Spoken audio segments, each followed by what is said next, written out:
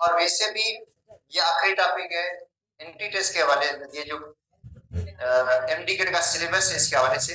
बाकी जो remaining 2 chapters हैं वो एंटी टेस्ट के हिसाब से तो काम के नहीं है, भले वैसे पढ़ लो आप लोग, ठीक है, मगर एंटी टेस्ट में नहीं आएंगे वो टॉपिक।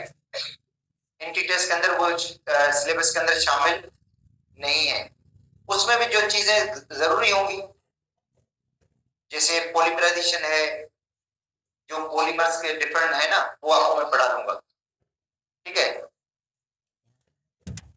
तो एंजाइम आज हम पढ़ लेते हैं जो फेडर की बुक में है।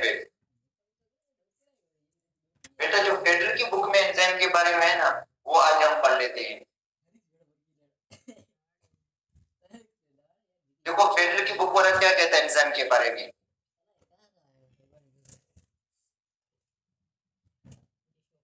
अच्छा देखो, पहले ये आपको मीनिंग तो मैं आपको पहले बता चुका हूं कि इनजाइम, इन का मतलब होता है इन, जाइम का मतलब होता है यीस्ट। तो मतलब ये हुआ कि एंजाइम जो है इनको पहली मर्तबा यीस्ट के अंदर डिस्कवर किया गया था, क्योंकि यीस्ट जो है वो माइक्रो ऑर्गेनिज्म है। देखो यीस्ट क्या है, एक माइक्रो ऑर्गेनिज्म है जो एंजाइम सीक्रेट करता है। जैसे जो है यीस्ट 2 एंजाइम सीक्रेट करता है, ठीक है। एक सक्रेज जो सक्रोज की हाइड्रोलाइसिस करता है, दूसरा जाइमेज जो ग्लूकोज को ब्रेक करता है। तो ये दोनों एंजाइम यीस्ट सीक्रेट करता है। इससे माल्ट, देखो माल्ट भी एक माइक्रो ऑर्गेनिज्म है जो एंजाइम सीक्रेट करता है। एक डाइस्टेस है जो स्टार्च को कन्वर्ट करता है माल्टोज में, ठीक है। और दूसरा जो है यीस्ट एंजाइम जो सीक्रेट करता है, एक माल्टेज, दूसरा जाइमेज। तो ये देखो इनको पहली मर्तबा जो दरियाफ्त किया गया था वो किसके अंदर, यीस्ट में। और यीस्ट एक माइक्रो ऑर्गेनिज्म है जो एंजाइम सीक्रेट करता है, और जितने भी एंजाइमेटिक हाइड्रोलाइसिस रिएक्शन वगैरह होते हैं उनकी उसमें भी ये हिस्सा लेता है। तो कहते हैं एंजाइम्स आर बायोकैटलिस्ट। एंजाइम क्या है, बायोकैटलिस्ट है। व्हिच अल्टर, जो क्या कर देते हैं, अल्टर का मतलब होता है चेंज कर देते हैं किसको, speed of metabolic activities, metabolism को तेज कर देता है। ये एंजाइम क्या करता है, मेटाबॉलिज्म को क्या कर देता है, तेज कर देता है, उसको फास्ट कर देता है। और वैसे जो आम रिएक्शन है, अगर इनऑर्गेनिक हम कैटलिस्ट यूज करें तो बहुत टाइम लगेगा, मगर एंजाइम उस रिएक्शन को क्या कर देता है, थोड़े टाइम के अंदर वो कैटलाइज कर देता है, उसकी मेटाबॉलिज्म कर लेता है। Enzymes are complex protein, enzyme खुद क्या है, एंजाइम खुद क्या है, कॉम्प्लेक्स प्रोटीन्स हैं which are quite specific in action। जो पढ़ा था हर एक एंजाइम का अपना अलग एक्शन होता है। अलग एक्शन से मुराद है कि हर एंजाइम जो होता है वो स्पेसिफिक होता है, ठीक है। अलग अलग रिएजेंट्स के लिए अलग अलग एंजाइम होते हैं, ठीक है। And sensitive to temperature, temperature से क्या होता है, वो सेंसिटिव होता है, क्योंकि टेम्परेचर चेंज करने से एंजाइम की एक्टिविटी पर असर पड़ता है। दूसरा पीएच से भी वो क्या होता है, सेंसिटिव है। मतलब टेम्परेचर भी सेंसिटिव है, पीएच से भी सेंसिटिव है। ये इसका जिक्र पहले भी हम कर चुके हैं कि एंजाइम की जो एक्टिविटी है उसका एक ऑप्टिमम टेम्परेचर होता है 37 डिग्री सेंटीग्रेड, जिसपे वो ऑप्टिमम एक्टिविटी शो करता है। अगर इससे ज्यादा टेम्परेचर होगा तो एंजाइम अपनी एक्टिविटी लूज कर देगा, ठीक है। और परमानेंटली अगर टेम्परेचर 50 से बढ़ गया तो एंजाइम अपनी एक्टिविटी परमानेंटली लूज कर देगा। टेम्परेचर अगर कम हो गया सपोज करते हैं तो एंजाइम की एक्टिविटी लूज नहीं होती। इसका मतलब है जब हम टेम्परेचर कम कर देते हैं, 37 से कम की बात कर रहा हूँ, तो एंजाइम अपनी एक्टिविटी लूज नहीं करता। एक एंजाइम जो है वो इनएक्टिव जरूर बन जाता है, मगर जब टेम्परेचर वापस मिल जाता है ना इसको रिक्वायर्ड ऑप्टिमम 37, तो इसका मतलब है वो दोबारा काम करना शुरू कर देता है। वो दूसरा इस तरह पीएच है, इसका मतलब जो एंजाइम लो पीएच पे काम कर रहा है उसको अगर हम हाई पीएच पे देंगे तो उसका मतलब उसकी एक्टिविटी मुतासिर होगी। या जो हाई पीएच पे काम कर रहा है, बेसिक पीएच पे, अल्कलाइन पीएच पे, अगर उसको लो पीएच प्रोवाइड की जाएगी तो उसकी भी एक्टिविटी मुतासिर होती है। तो इसका मतलब हर एंजाइम की अलग से अपनी ऑप्टिमम पीएच है और ऑप्टिमम टेम्परेचर है जिसपे वो मैक्सिमम एक्टिविटी शो करता है। ये तो एंजाइम के बारे में हमने पहले भी पढ़ा था बातें। अच्छा रोल क्या है? अच्छा देखो ये मेटाबॉलिज्म के हवाले से बता रहे हैं। देखो मेटाबॉलिज्म लिविंग ऑर्गेनिज्म जितने भी हैं उनके अंदर क्या होती है? मेटाबॉलिज्म। क्योंकि हमारी बॉडी के अंदर जो मैक्रो मॉलिक्यूल्स हैं वो टूटते भी रहते हैं, बनते भी रहते हैं। मतलब हमारी बॉडी के अंदर एनाबॉलिज्म भी होती है और कैटाबॉलिज्म, जिसको ओवरऑल क्या कहते हैं? मेटाबॉलिज्म बोलते हैं। ठीक है, मेटाबॉलिज्म कहते हैं। अगर वो मेटाबॉलिज्म का अमल देखो ये नेचुरल है, कुदरती है। अगर वो सुस्त हो जाता है मेटाबॉलिज्म का अमल, ठीक है, तो हम मोटापे का शिकार भी हो सकते हैं या बहुत सारी और बीमारियां भी हो सकती हैं हमारे में, क्योंकि मेटाबॉलिज्म सही तरीके से रेगुलर तरीके से नहीं होती। अच्छा तो देखो मेटाबॉलिज्म में एक है कैटाबॉलिज्म जिसमें ब्रेक डाउन होती है। किसकी? लार्जर मॉलिक्यूल्स की, जो बड़े मॉलिक्यूल्स हैं। देखो प्रोटीन, कार्बोहाइड्रेट्स या लिपिड्स, इनकी क्या होगी? Break down. इसको कहते हैं कैटाबॉलिज्म। अच्छा इसी ब्रेक डाउन से क्या होगा? प्लाज्मा एनर्जी भी मिलती है। अच्छा फिर एनाबॉलिज्म होती है। एनाबॉलिज्म में क्या होता है? छोटे जो मॉलिक्यूल्स हैं वो आपस मिलकर क्या बना लेते हैं? वापस बड़ा मॉलिक्यूल बना लेते हैं, जिसको कहते हैं एनाबॉलिज्म। उसमें एनर्जी क्या होगी? यूटिलाइज होगी, यूज होगी। तो ये मेटाबॉलिज्म के बारे में कह रहा है कि metabolism is the set of biochemical reactions. Metabolism क्या है? सेट है रिएक्शंस का that occur in the living organs in order to maintain life. Life को मेंटेन करने के लिए रिएक्शंस तो होंगे ही होंगे। अच्छा this process allow the organism to grow, जिसकी वजह से क्या होती है? ग्रोथ होती है, रिप्रोडक्शन होती है, मेंटेन जो अपनी एक्टिविटी जितनी भी है उनको वो क्या करता है? मेंटेन भी करता है।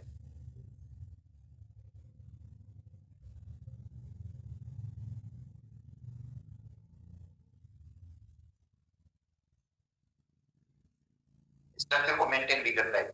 अच्छा आगे कह रही है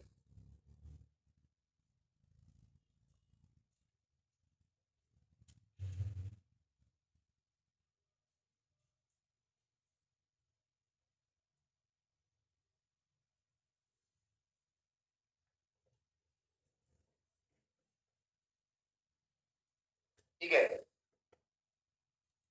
और एनवायरनमेंट को रिस्पॉन्ड भी करता है। मेटाबॉलिज्म का सम एनाबॉलिज्म एंड कैटाबॉलिज्म, उसके अंदर दो प्रोसेस होता है, एक एनाबॉलिज्म दूसरा कैटाबॉलिज्म। दोनों की डेफिनेशन बताते हैं कि एनाबॉलिज्म जो है उसके अंदर बायोकेमिकल रिएक्शंस होते हैं इन विच लार्जर मॉलिक्यूल्स आर सिंथेसाइज्ड।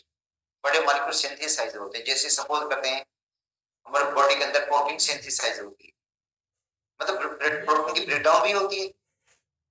जो डाइट के अंदर प्रोटीन उसकी ब्रेकडाउन होती है, प्रोटीन सिंथेसाइज भी होती है। अच्छा जिस तरह कार्बोहाइड्रेट्स की जो है ब्रेकडाउन भी होती है ग्लूकोज में, ग्लूकोज से वापस ग्लाइकोजन की क्या हो जाती है? सिंथेसिस भी है। ठीक है, तो ये कहते हैं anabolism include the biochemical reactions in which larger molecules are synthesised. जबकि कैटाबॉलिज्म में क्या होता है? कैटाबॉलिज्म में ब्रेकडाउन होगी किसकी? लार्जर मॉलिक्यूल्स की। ठीक है, usually energy is release in the catabolism. Catabolism में एनर्जी क्या होगी? और वही एनाबॉलिज्म में एनर्जी क्या होगी? यूज होगी एनर्जी एनाबॉलिज्म में। ठीक है, during the metabolism chemicals are transformed into another. Chemicals की क्या होती है? ट्रांसफॉर्मेशन होती है। उनमें रोल कौन प्ले करता है? एंजाइम। उनकी ट्रांसफॉर्मेशन में जो रोल होता है वो किसका होता है? एंजाइम का होता है। मतलब हाइड्रोलाइसिस हो या उसकी सिंथेसिस हो तो एंजाइम का ही रोल होगा। ठीक है, जो सपोज करते हैं एंजाइम प्रोटीन की क्या कर देते हैं? ब्रेक डाउन करते हैं। सिंथेसिस में भी उन्हीं का रोल होता है, सिंथेसिस में भी। कहते हैं during metabolism chemicals are transferred from one another by enzyme. Enzymes are important to metabolism. जाहिर है इंपॉर्टेंट है किसके लिए? मेटाबॉलिज्म के लिए। और ये क्या है? बायोकैटलिस्ट हैं, स्पीड करते हैं, रिएक्शन की स्पीड को बढ़ाते हैं और रेगुलेट करते हैं किसको? मेटाबॉलिज्म के पाथवे को वो क्या करते हैं? रेगुलेट करते हैं या पाई तक मिल तक पहुंचाते हैं। ठीक है, अगर सपोज करते हैं वहां पे एंजाइम रोल नहीं प्ले करेंगे तो इसका मतलब मेटाबॉलिज्म क्या हो जाएगी? स्लो हो जाएगी। मेटाबॉलिज्म क्या हो जाएगी? स्लो होगी, जिसकी वजह से बहुत सारी डिसऑर्डर हो सकते हैं बॉडी के अंदर। बॉडी के अंदर डिसऑर्डर भी पॉसिबल है, हो सकते हैं। ठीक है, तो enzymes are proteins that catalyse. Enzyme protein है जो कैटलाइज करते हैं, स्पीड अप करते हैं किसको? बायो रिएक्शंस को। And not change during the reaction. Reaction के दौरान खुद चेंज नहीं होगी, इसका मतलब है रिएक्शन जब कंप्लीट होगा तो रिएक्शन से वो क्या हो जाएंगे, अलग हो जाएंगे या सेपरेट हो सकते हैं, हो जाएंगे वो, ठीक है, वो यूज नहीं होंगे, कंज्यूम नहीं होगी, बिल्कुल आखिर में अलग हो जाएंगे। वैसे भी कैटलिस्ट की डेफिनेशन यही है कि कैटलिस्ट जो होता है वो आखिर में रिएक्शन से क्या हो जाता है, अलग हो जाता है, सेपरेट हो जाता है। अच्छा, molecules are at which enzyme act, जिस मॉलिक्यूल पर एंजाइम एक्ट करता है उसको क्या कहते हैं, सबस्ट्रेट। जिस मॉलिक्यूल पर एंजाइम एक्ट करेगा उसको क्या कहेंगे, सबस्ट्रेट। अच्छा, and the enzyme convert them into different molecules called products. जाहिर बात है जब एंजाइम सबस्ट्रेट में ऐड करेगा तो कन्वर्ट किसमें करेगा, अब जैसे प्रोटीन के ऊपर एंजाइम ऐड किया, प्रोटीन को किसमें कन्वर्ट करेगा, माइनस। कार्बोहाइड्रेट्स पर एंजाइम ने ऐड किया, कन्वर्ट किया ग्लूकोज के अंदर। लिपिड पर एंजाइम ने ऐड किया, कन्वर्ट कर दिया ग्लाइसरॉल और फैटी एसिड के अंदर। तो ये प्रोडक्ट हो गया, ये क्या हो गया, प्रोडक्ट हो गए, ठीक है। How enzyme work, enzyme work कैसे करता है, देखो एंजाइम जो है वर्क इस तरह करता है कि एंजाइम सबस्ट्रेट के साथ अटैच हो जाता है, एंजाइम सबस्ट्रेट कॉम्प्लेक्स बनता है, एंजाइम सबस्ट्रेट का क्या बन जाता है, कॉम्प्लेक्स। अच्छा, वो कॉम्प्लेक्स अनस्टेबल होता है, ब्रेक डाउन हो जाती है उसकी, एंजाइम अलग हो जाता है और दूसरा क्या बन जाता है, प्रोडक्ट बन जाता है। कहता है व्हेन एंजाइम अटैच, जब एंजाइम अटैच होता है किसके साथ, सबस्ट्रेट के साथ, एक temporary enzyme substrate complex produced. जाहिर है क्या हो जाता है, एक टेम्पररी एंजाइम सबस्ट्रेट का कॉम्प्लेक्स बन जाता है। Enzyme catalyse the reactions and substrate is transferred into product. जाहिर है एंजाइम क्या करेगा, उस रिएक्शन को कैटलाइज करेगा और उसको कन्वर्ट किसमें करेगा, प्रोडक्ट, ठीक है। After enzyme complex break down, अच्छा जाहिर है उसके बाद जो एंजाइम सबस्ट्रेट कॉम्प्लेक्स है वो ब्रेक डाउन हो जाता है और आखिर में प्रोडक्ट बन जाता है। देखो ये एंजाइम है, प्लस में क्या है, सबस्ट्रेट, एंजाइम सबस्ट्रेट कॉम्प्लेक्स बना, ये अनस्टेबल होगा, एंजाइम अलग हो गया और प्रोडक्ट अलग हो गया। अच्छा, उसके बाद थ्योरीज है एंजाइम की, जो भी हमने डिस्कस की थी, एंजाइम की मुख्तलिफ थ्योरीज,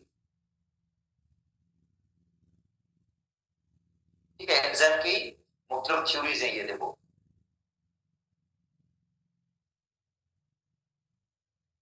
अब आते हैं मैकेनिज्म इसका।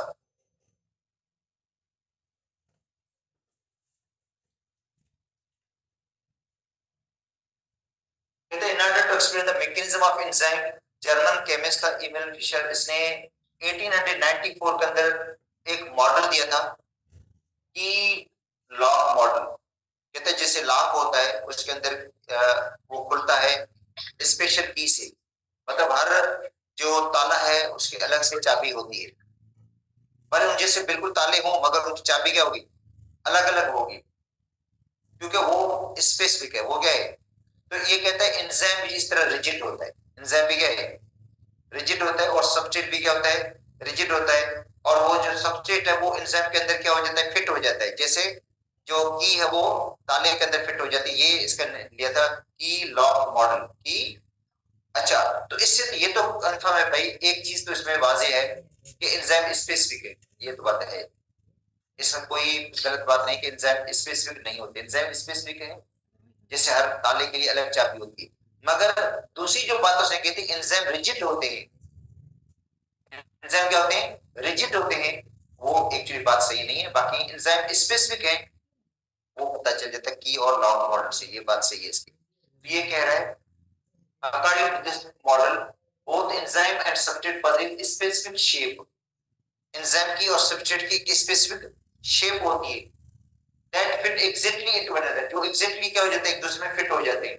This model explain the enzyme specific, ये मॉडल जो है मॉडल बता रहा है कि एंजाइम स्पेसिफिक नेचर के हैं, एंजाइम की नेचर के स्पेसिफिक है। तो अब देखो ये एंजाइम है, ये देखो ये एंजाइम की शेप जो दी गई है, मतलब ये जो शेप दी गई है किसकी दी गई है, एंजाइम की दी गई शेप है।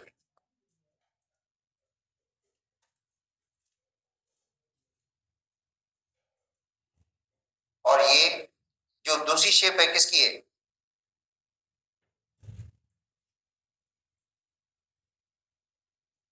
सबस्ट्रेट की है। और ये जो सबस्ट्रेट है या फूड का पार्टिकल है, वो देखो बिल्कुल इसके अंदर क्या हो गया, फिक्स हो गया, ये देखो क्या हो गया, फिक्स हो गया इसके अंदर। और उसके बाद क्या हो जाता है, ये ब्रेक डाउन हो जाता है किसके अंदर, प्रोडक्ट्स करके किस में तब्दील हो गया, प्रोडक्ट में तब्दील हो गया। अच्छा, तो ये पहला मॉडल था। मगर ये एक बात सही बता रहा है specific nature of the enzyme, कि भाई नेचर जो एंजाइम की है वो क्या है, स्पेसिफिक है। मगर जो दूसरा कह रहा है कि एंजाइम रिजिड होता है, ये बात नहीं है, क्योंकि इसके बाद आगे जो दूसरी थ्योरी है वो कहता है एंजाइम फ्लेक्सिबल है, एंजाइम अपनी शेप चेंज कर देता है, सब्सट्रेट के हिसाब से अपनी शेप को क्या करता है, बदल देता है, ठीक है, अपने आप को मॉडिफाई कर देता है, अपने आप को क्या करता है, मॉडिफाई कर देता है एंजाइम, ठीक है। तो दूसरी जो थ्योरी है वो जो 1958 के अंदर आई थी, अमेरिकन एक बायोलॉजिस्ट था डेनियल कोचलिन, इसने ये थ्योरी पेश की थी, कहते मॉडिफिकेशन की, ये लॉक वाली जो थ्योरी थी उसके अंदर थोड़ी सी मॉडिफिकेशन की, की और लॉक वाली जो मॉडल था ना कि भाई एंजाइम रिजिड होते हैं, उसको उसने क्या कर दिया कि चेंज कर दिया, रिजिड नहीं होते मगर इंड्यूस्ड फिट मॉडल दिया, एक induced fit model. Induced fit model कहता है कि जो एंजाइम्स हैं वो अपनी शेप को क्या कर देते हैं, सब्सट्रेट के हिसाब से मॉडिफाई कर देते हैं, सब्सट्रेट के हिसाब से क्या कर देते हैं, मॉडिफाई करते हैं, ठीक है, अपनी शेप को बदल देते हैं। According to this model active sites is not rigid. आपको पता है एंजाइम के अंदर एक एक्टिव साइट होती है जिसके साथ वो सब्सट्रेट क्या हो जाता है, अटैच हो जाता है। तो ये कहते हैं active sites is not rigid structure, जो एक्टिव साइट है वो रिजिड स्ट्रक्चर नहीं है, मगर ये क्या है, वो अपनी शेप को क्या कर देता है, चेंज कर देता है, मॉडिफाई कर देता है, ठीक है। तो induce fit model is more accepted than key lock model. तो ये इंड्यूस फिट मॉडल क्या है, जो है वो ज्यादा बेहतर कंसेप्ट है, ठीक है, किससे, की लॉग मॉडल से, ठीक है। तो ये देखो ये एंजाइम की शेप है जो बिल्कुल थोड़ी सी बिल्कुल डिफरेंट है इससे, मगर ये एंजाइम जो सब्सट्रेट जो होता है इसके अंदर क्या हो जाता है, फिट हो जाता है, उसके बाद ये अपनी शेप को क्या कह देता है, थोड़ा मॉडिफाई कर देता है, थोड़ा मॉडिफाई करने से ये देखो इसके अंदर अटैच हो गया, इसको प्रोडक्ट में तब्दील हो जाएगा। तो ये जो दूसरा मॉडल है, ये एंजाइम जो है इंड्यूस्ड फिट मॉडल कहते हैं एंजाइम जो है अपनी फ्लेक्सिबल है, अपनी शेप को थोड़ा चेंज कर सकते हैं, सब्सट्रेट के हिसाब से अपनी शेप को बदल देते हैं। और ये जो था कि भाई एंजाइम रिजिड है, ये बात सही नहीं है इसके अंदर, बाकी जो एंजाइम स्पेसिफिक नेचर के हैं वो बात इसकी सही है।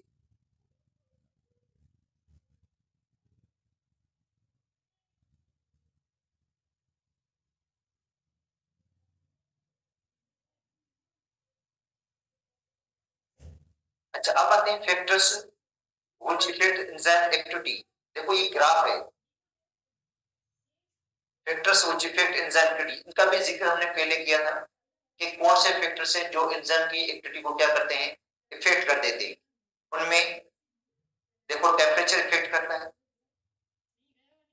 पीएच इफेक्ट करती है, एंजाइम की कंसंट्रेशन, बेटा एंजाइम की कंसंट्रेशन ये भी इफेक्ट करती है, इसको rate of the enzyme activity को इफेक्ट करती है, ठीक है।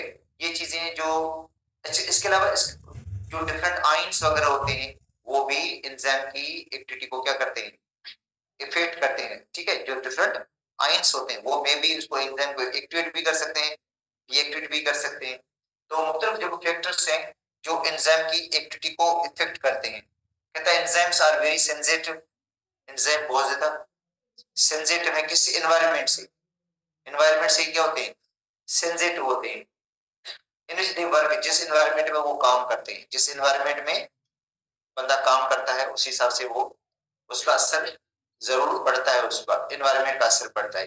देखें सपोज करते हैं जो यूरोपियन लोग हैं वो अब होता है उनका जो कोल्ड कंट्रीज हैं उसी में काम करते हैं, उसी में वो सेट हो गए, अगर यहाँ थर में आएंगे वो तो उसका टेम्परेचर आपको पता है जून जुलाई के अंदर 45-50 के राउंड अबाउट होता है, तो बंदा बीमार हो जाएगा, क्योंकि एनवायरनमेंट का असर पड़ जाता है ना उसके ऊपर, इतनी हार्ड एनवायरनमेंट के अंदर वो काम नहीं कर पाएंगे, ठीक है, क्योंकि वो एक सेट हो गए, जिस एनवायरनमेंट से वो सेट है उसी हिसाब से अगर वो एनवायरनमेंट उनका चेंज होगा तो उसी में वो सर्वाइव नहीं कर पाएंगे वो, ठीक है। तो जाहिर बात एनवायरनमेंट का असर पड़ता है। वैसे कभी कभी होता है ना हमें बुखार हो जाता है, फीवर हो जाता है, तो उस फीवर का भी असर पड़ता है हमारी तबीयत के ऊपर। जाहिर बात है जो एंजाइम है इतना हाई टेम्परेचर बॉडी को बढ़ेगा तो एंजाइम को भी वो क्या करेगा, वो डी नेचर कर देगा ना, डी नेचर कर सकता है वो, ठीक है। तो any factor that can change the chemistry या शेप ऑफ द एंजाइम, मतलब ऐसा कोई फैक्टर जो एंजाइम की केमिस्ट्री को चेंज कर दे, उसकी शेप को चेंज कर दे, ठीक है, उसको डीनेचर कर दे तो लाजिम बात है एंजाइम के जो एक्टिविटी है उस पर असर पड़ेगा।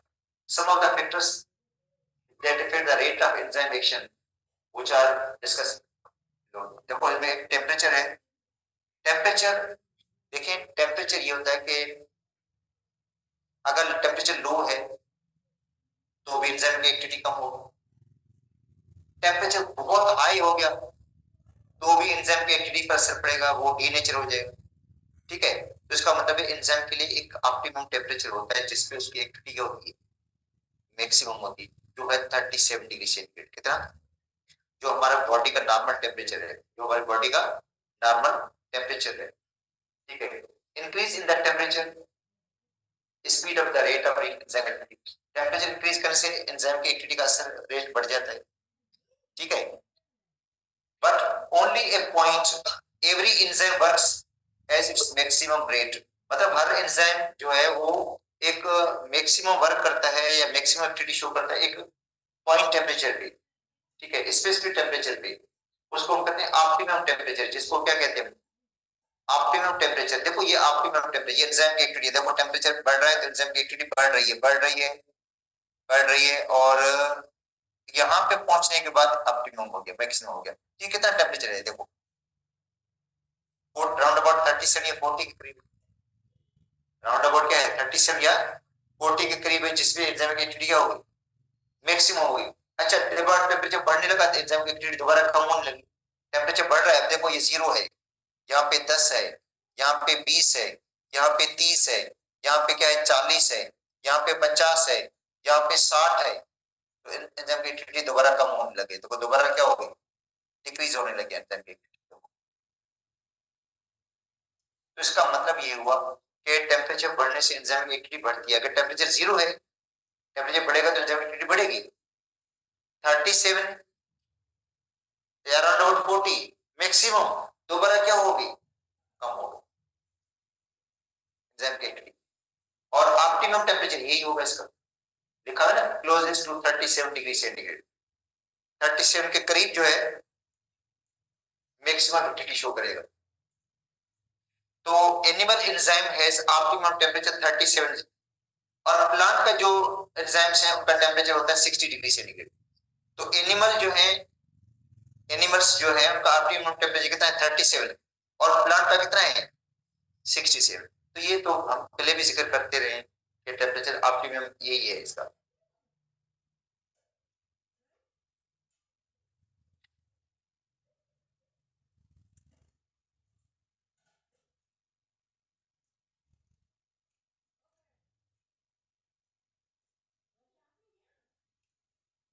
अच्छा, ये आगे बता रहा है, ये टेम्परेचर के हवाले से भी तक बात कर रहा है। ये ग्राफ दूसरा कंसंट्रेशन का है, मगर ये अभी तक टेम्परेचर की बात करते हैं। कहते हैं when temperature rise to certain limit, या टेम्परेचर बढ़कर कुछ लिमिट तक आ जाता है, सर्टेन लिमिट तक आ जाता है, heat add in the activation energy. ठीक है, और क्योंकि एक्चुअली ये होता है कि एंजाइम की भी अपनी एक्टिवेशन एनर्जी है। जब हम टेम्परेचर को बढ़ाते हैं मतलब 0 से, तो क्या मिलेगा? एंजाइम को एक्टिवेशन एनर्जी मिलेगी और रेट ऑफ रिएक्शन क्या हो जाएगा? इसका फास्ट हो जाएगा। इसका मतलब देखिए, एक चीज और भी आपको बता देता हूँ इसके हवाले से। एक और क्या करते हैं, जब हम खाना खाते हैं तो उसी टाइम ठंडा पानी पी लेते हैं एकदम, या लस्सी वगैरह जो पी लेते हैं ठंडी पी लेते हैं, या कोल्ड ड्रिंक्स वगैरह से इस्तेमाल कर लेते हैं ठंडी, तो क्या हो जाता है? टेम्परेचर एंजाइम का क्या हो जाएगा? लो हो जाएगा, लाजिम बात है। जाहिर है वो जो खाने के साथ साथ आपने कोई इस तरह की मशरूबात इस्तेमाल की है जो बिल्कुल ठंडी है, एक ठंडी है, तो लाजिम बात है क्या होगा? टेम्परेचर क्या हो जाएगा? कम हो जाएगा। कम हो जाएगा तो एंजाइम की एक्टिविटी भी क्या हो जाएगी? कम हो जाएगी, स्लो हो जाएगा एंजाइम की एक्टिविटी टेम्परेचर कम होने से। अच्छा, जब देखें, अगर सपोज करते हैं अगर हमने जो है कोई गर्म चीज इस्तेमाल कर ली है, मतलब सपोज करते हैं गर्म पानी पी लिया, ठीक है, तो क्या होता है? वो जो टेम्परेचर कम हुआ था, टेम्परेचर क्या हुआ था? कम, तो वापस उनको हीट मिल जाएगी, वापस उनको टेम्परेचर गेन कर लेगा वो एंजाइम, और उनकी एक्टिविटी दोबारा बढ़ने लग जाती है। ठीक है, इंक्रीज हो जाती है। तो इसका मतलब है कि ठंडा पानी पीने से एंजाइम की एक्टिविटी क्या हो जाएगी? कम हो जाएगी, डाइजेशन का प्रोसेस स्लो हो जाएगा। डाइजेशन का प्रोसेस क्या हो जाएगा? स्लो हो जाएगा। अच्छा, गर्म पानी पीने से, देखो गर्म पानी अच्छा देखिए, अमूमन बंदे को गर्म पानी पीना चाहिए या नॉर्मल पानी पीना चाहिए। गर्म ना ही अगर उसको मतलब सही लग रहा है तो नॉर्मल बंदे को पानी पीना चाहिए। ठंडा पानी जो है वो डाइजेशन के प्रोसेस को, एंजाइम की एक्टिविटी को मुतासिर कर देता है। अगर सबको एकदम ठंडा पानी मतलब ये जो है गर्म नहीं पी सकते हैं, पानी को उबाल कर इस्तेमाल करें या उसको गर्म पानी ना पिए, तो कम से कम नॉर्मल जो है उस पानी को इस्तेमाल करेंगे तो वो ज्यादा बेहतर रहेगा ठंडा पानी पीने से। क्योंकि अगर हम पानी थोड़ा गर्म पिएंगे तो एंजाइम को थोड़ी एनर्जी मिल सकती है, वहां से एक्टिवेशन एनर्जी मिलेगी और उनका रेट ऑफ रिएक्शन भी क्या हो जाएगा, बढ़ जाएगा। तो यही बात यहाँ कर रहा है कि जब टेम्परेचर कुछ लिमिट तक बढ़ जाता है तो एक्टिवेशन एनर्जी मिलेगी एंजाइम को, काइनेटिक एनर्जी मिलेगी। So the reactions accelerate, reaction क्या हो जाएगा, बढ़ जाएगा, रिएक्शन बढ़ जाएगा। But when the temperature is raised as above the absolute, मगर टेम्परेचर अगर मुसलसल बढ़ाते जाएंगे ये भी नुकसानदायक। अगर टेम्परेचर ऑप्टिमम लेवल से क्या हो गया, ज्यादा हो गया, तो वो भी क्या करेगा, एंजाइम को डीनेचर कर देगा। देखो जिसका ग्राफ में शो किया गया था, एक ऑप्टिमम लेवल से टेम्परेचर बढ़ गया तो वो भी गए, मतलब कम टेम्परेचर भी नुकसानदायक, ज्यादा भी गए नुकसानदायक। इसका मतलब है वहां पे टेम्परेचर क्या होना चाहिए, एंजाइम की एक्टिविटी के लिए एक ऑप्टिमम जो टेम्परेचर है वही होना चाहिए। जब टेम्परेचर बढ़ जाता है तो ऑप्टिमम से heat energy increases, vibration of the atoms of the enzyme, enzyme के जो एटम्स के अंदर क्या होगी, और ग्लोबुलर प्रोटीन्स हैं। प्रोटीन क्या है ये, एंजाइम जो है ग्लोबुलर प्रोटीन है, ये अपनी एक्टिविटी को क्या, वो सॉरी जो है अब डीनेचर हो जाएंगे, क्या हो जाएंगे, ग्लोबुलर प्रोटीन जो होंगे वो उनका स्ट्रक्चर क्या हो जाएगा, लॉस हो जाएगा, स्ट्रक्चर लॉस हो जाएगा। जिसका मतलब है एंजाइम समझे जो होगा वो खत्म हो जाएगा, डीनेचर हो जाएगा। उसके बाद वो रिएक्शन को कैटलाइज करने की सलाहियत उसमें नहीं होगी। ठीक है, तो मतलब जब तुम्हें बुखार आता है, फीवर आता है, बहुत ज्यादा बुखार बढ़ेगा तो क्या करेगा, उसका असर हमारे बॉडी पे पड़ेगा, किस पर, ग्लोबुलर जो प्रोटीन्स हैं, ये एंजाइम्स हैं, ये क्या हो जाएंगे, डीनेचर हो सकते हैं। This is non denaturation of the enzyme, इसको कहते हैं denature enzyme. It results in the rapid decrease in the rate of enzyme action, जाहिर बात है एंजाइम का जो एक्शन होगा कम हो जाएगा, और इट में बी कंप्लीट ब्लॉक, ये कंप्लीटली क्या हो जाएगा, खत्म हो जाएगा, समझे। अच्छा, ये जो ग्राफ है ये एक दूसरा है, कंसंट्रेशन से रिलेटेड है। ठीक है, अब देखो ये है सबस्ट्रेट की कंसंट्रेशन, ये एंजाइम की कंसंट्रेशन। ठीक है, ये सबस्ट्रेट की कंसंट्रेशन है, यहाँ पे सबस्ट्रेट की कंसंट्रेशन बढ़ रही है, यहाँ से क्या हो रहा है। अच्छा, उसमें भी यही है, देखें सपोज करते हैं एंजाइम की कंसंट्रेशन बढ़ेगी तो रेट ऑफ रिएक्शन बढ़ेगा। ठीक है, एंजाइम की कंसंट्रेशन बढ़ेगी तो रेट ऑफ रिएक्शन भी क्या होगा, बढ़ेगा। अगर एंजाइम की कंसंट्रेशन कम है तो रेट ऑफ रिएक्शन भी क्या हो जाएगा, कम हो जाएगा। ठीक है, तो ये है कि सपोज करते हैं एक रिएक्शन है जिसके लिए एंजाइम जो अवेलेबल है वो 100 है, तो इसका मतलब है वो जो 100 एंजाइम होंगे वो 100 सबस्ट्रेट के साथ क्या होंगे, अटैच होंगे। उसके बाद मजीद सबस्ट्रेट बढ़ता जाएगा मगर एंजाइम उसके लिए अवेलेबल नहीं होगा, क्योंकि देखो एंजाइम है वो जो है सबस्ट्रेट के साथ अटैच होंगे ना, तो 100 अगर एंजाइम है तो 100 सबस्ट्रेट के साथ अटैच होंगे। उसके बाद अगर मजीद सबस्ट्रेट होगा उसके लिए एंजाइम अवेलेबल नहीं होंगे। अगर वहां पे एंजाइम की कंसंट्रेशन अगर 200 है तो इसका मतलब वो 200 सबस्ट्रेट को क्या कर सकता है, कैटलाइज कर सकता है। अगर एंजाइम की कंसंट्रेशन में 500 एंजाइम है तो 500 सबस्ट्रेट को क्या कर सकते हैं, वो इंगेज कर सकते हैं, उसको कैटलाइज कर सकते हैं। तो इसका मतलब है जितनी एंजाइम की कंसंट्रेशन बढ़ेगी रेट भी उतना बढ़ेगा रिएक्शन का। मगर एक्चुअली ये होता है जब सारे एंजाइम ऑक्यूपाइड हो जाते हैं उसके बाद रेट ऑफ एंजाइम की एक्टिविटी बढ़ेगी नहीं, कांस्टेंट हो जाएगी। देखो क्या हो जाएगा, कांस्टेंट। फिर क्या होता है, जितने एंजाइम जो है वो खाली होंगे, क्या होंगे, खाली होंगे, वही जाकर सबस्ट्रेट के साथ अटैच होंगे।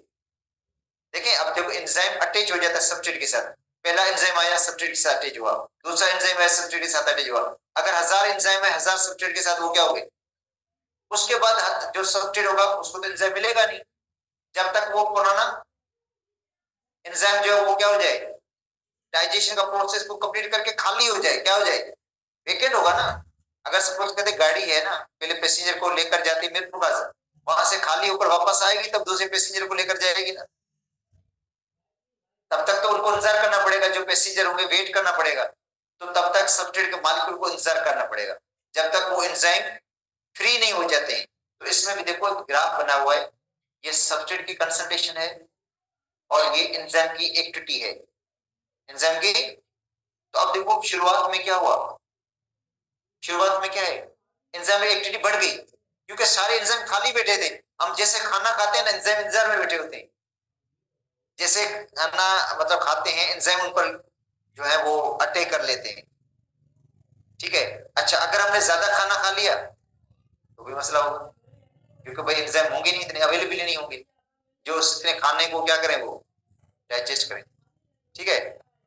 अगर सपोज करते हैं जिस बंदे में पहले एंजाइम की क्वांटिटी कम है, उसके लिए तो और ज्यादा प्रॉब्लम होगी, डाइजेशन के प्रॉब्लम। सपोज करते हैं उनकी बॉडी के अंदर इतने एंजाइम है ही नहीं, ठीक है, तो इसका मतलब इसको फिर टेबलेट्स वगैरह लेनी पड़ेंगी, तब जाकर उसकी डाइजेशन वगैरह होगी, अदरवाइज नहीं होगी, ठीक है। तो इसमें भी ऐसे ही है, देखो शुरुआत में ये है कि एंजाइम की एक्टिविटी क्या होगी, बढ़ रही है। उसके बाद क्या होगी, एक ऐसा टाइम आता है जब जिसको वो उसकी कंसंट्रेशन क्या हो जाती है। देखो ये देखें, जब सब्सट्रेट थोड़ा है, सब्सट्रेट का अमाउंट क्या है, कम है, तो एंजाइम एक्टिविटी क्या होगी, ज्यादा होगी, क्योंकि सारे एंजाइम जो होंगे वो अटैच हो जाएंगे। अच्छा उसके बाद जैसे ही जो है सब्सट्रेट की कंसंट्रेशन बढ़ जाती है, बढ़ जाती है, उसके बाद देखो रेट ऑफ रिएक्शन, इधर देखो ये देखो ग्राफ दिया गया है जो बता रहा है कि ये देखो शुरुआत में एंजाइम की एक्टिविटी क्या हो रही है, ज्यादा है, ज्यादा है, उसके बाद बढ़ रही है, बढ़ रही है, उसके बाद क्या हो जाती है, कांस्टेंट लिमिट को आ जाती है, ठीक है। Any increase in the concentration behind this optimum will no added effect of the. अच्छा देखो ये है कि सपोज करते हैं शुरुआत में ये होगा कि जैसे हम खाना खाते जाते हैं, सब्सट्रेट के मॉलिक्यूल कम है, तो वो सब के सब क्या होते जाएंगे, एंजाइम के साथ अटैच होते जाएंगे। अच्छा जब सपोज एंजाइम के सारे मॉलिक्यूल्स क्या हो गए, ऑक्यूपाइड हो गए, उसके बाद जितना भी हम सपोज करता है खाना खाएंगे या जो सब्सट्रेट होगा उसके लिए एंजाइम अवेलेबल नहीं होंगे। अच्छा एंजाइम अवेलेबल होंगे जब वो क्या हो जाएंगे, फ्री हो जाए, पहले वाले से फ्री हो जाएंगे, उसके बाद उसको क्या करेंगे, डाइजेस्ट करेंगे, अदरवाइज डाइजेस्ट नहीं करेंगे। तो डॉक्टर बोलते हैं आप खाना खाएं, थोड़ा थोड़ा खाएं, ताकि एंजाइम फ्री होते जाए। एकदम ज्यादा खा लेंगे तो इसका मतलब है फिर डाइजेशन के इश्यूज होंगे। खाना खाएं, थोड़ा खा लें, 2-3 घंटे के बाद दूसरा कुछ और खा लें आप लोग, ताकि एंजाइम जो पहले थे वो क्या हो जाए, पहले जो आपने खाना खाया था उसमें से फ्री हो जाए। अच्छा इस तरह से शुगर भी नहीं बढ़ेगी। शुगर जो है, शुगर तो एकदम ऐसा होता है जब हम ज्यादा खाना खा लेते हैं तो शुगर एकदम बढ़ जाती है। अच्छा शुगर भी नहीं बढ़ेगी और डाइजेशन का कोई इश्यू भी नहीं होगा, ठीक है। तो ये इसमें इसके अंदर यही कहानी है।